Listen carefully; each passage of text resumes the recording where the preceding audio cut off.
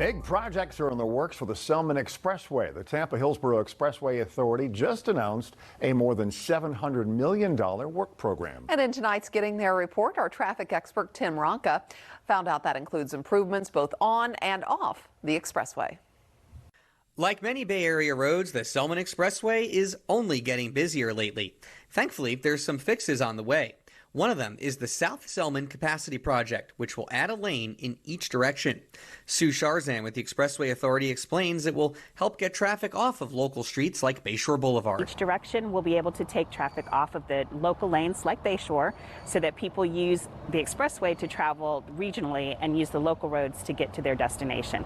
That project will also add underpass improvements to roads like Willow and Euclid to include new lighting, bike lanes, and crosswalks. It's all part of a new $733 million work program paid for all by tolls.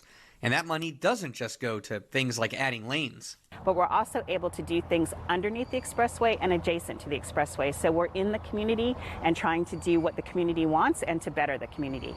In addition, work has already begun on new ramps on the East Selmon to help with congestion near I-75 and the I-4 connector, especially in the morning. It's all part of the larger goal of keeping traffic on the expressway and out of local neighborhoods. In Hillsborough County, Tim Ronka, Spectrum Bay News 9. And their work plan also